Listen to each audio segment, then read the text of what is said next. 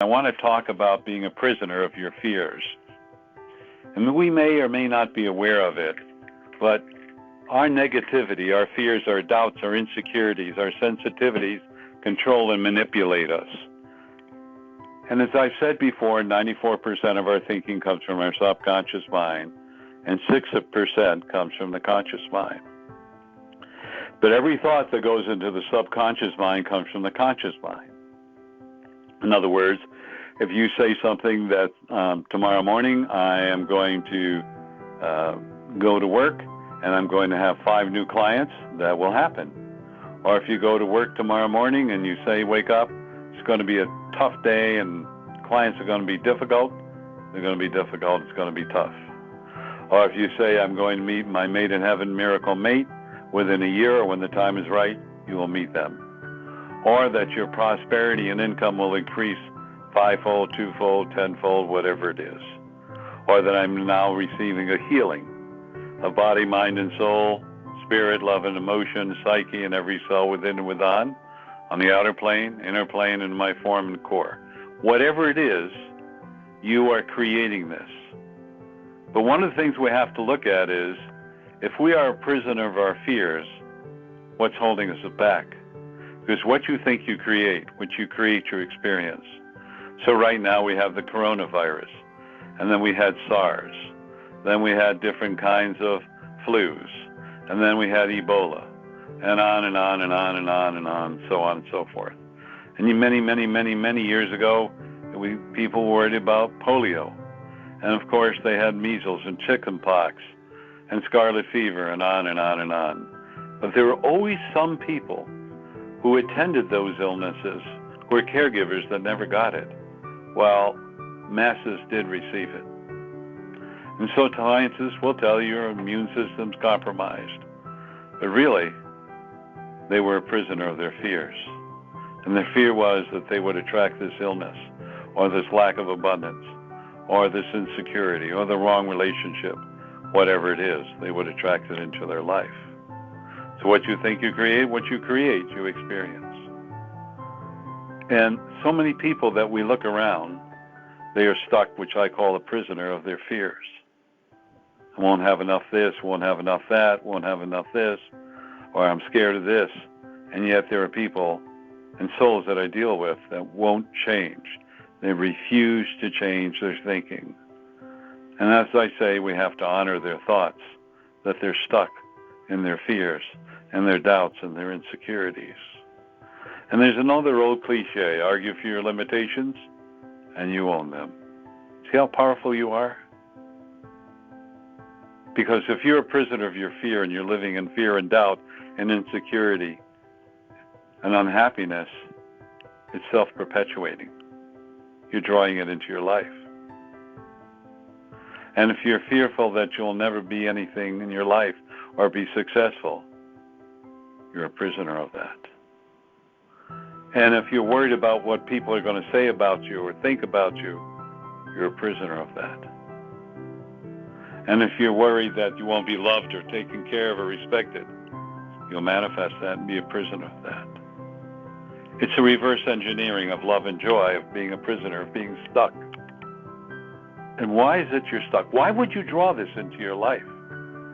For only one purpose. To realize that there's a lesson to be learned.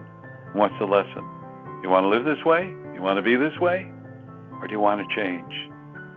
You want to have a life of love and joy and prosperity and happiness, the whole 10 yards. And why can't you? Is there any law written that says that you can't have everything you so desire in your life as long as it's right action? And with that comes correct exchange, paying it forward, or doing work to help others. And when we talk about doing work to help others, it comes naturally. You'll know when to help someone. Some people don't want any help. Some people want to experience the pain. Some people want to be stuck. Some of them want to wear this badge of being a victim. But there are no victims, by the way. We allow ourselves to become victims. And why would you do that? To learn about self-worth, self-love, and self-esteem, that old theme that I talk about, that surfaces itself in so many different ways. And what you need to understand is everything that in your life is a challenge can be overcome by reverse engineering. What does that mean? How did you create it? You uncreated it. You had a fear of swimming, then you learn how to swim. You overcame it. If you have a fear of prosperity, then what you need to understand is I created this fear and learned it, but it's no longer needed in my life. I am prosperous and abundant, and accept that.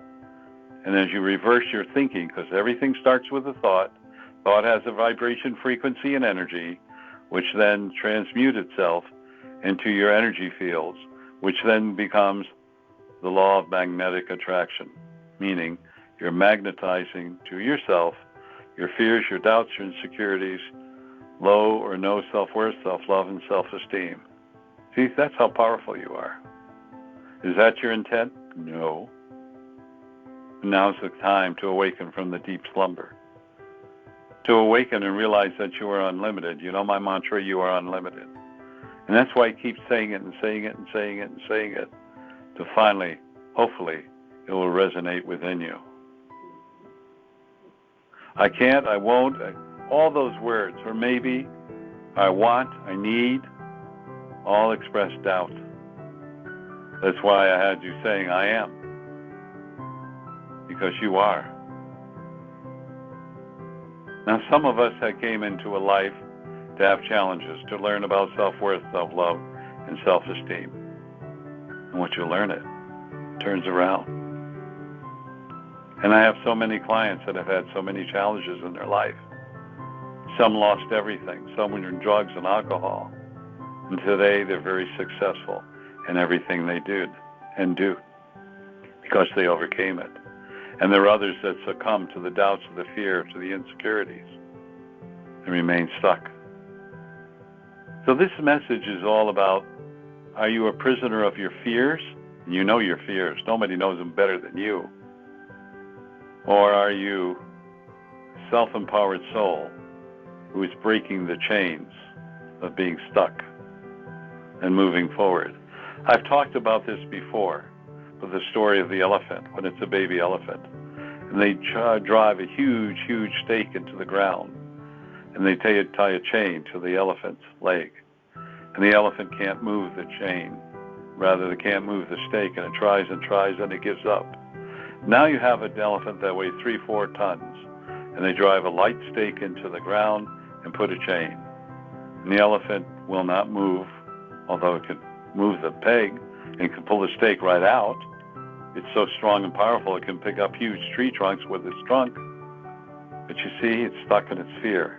And its fear is I can't move. And I only have this little circumference that I can move in.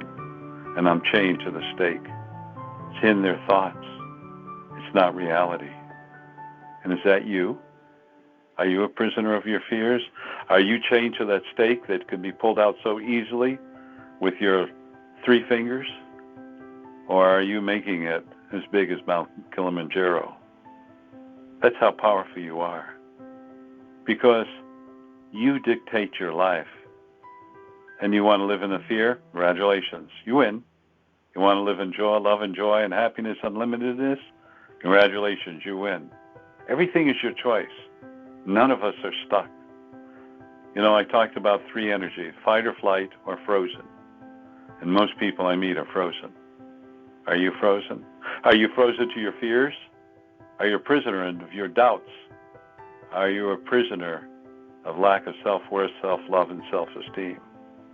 Because now is this great time for you to make a decision. You want to remain where you are, or do you want to change? You want to have that unlimited life that I speak about, or you want to be the prisoner that has this wall, this jail, this prison that you've created that you're stuck and can't move forward in? See, it's all up to you.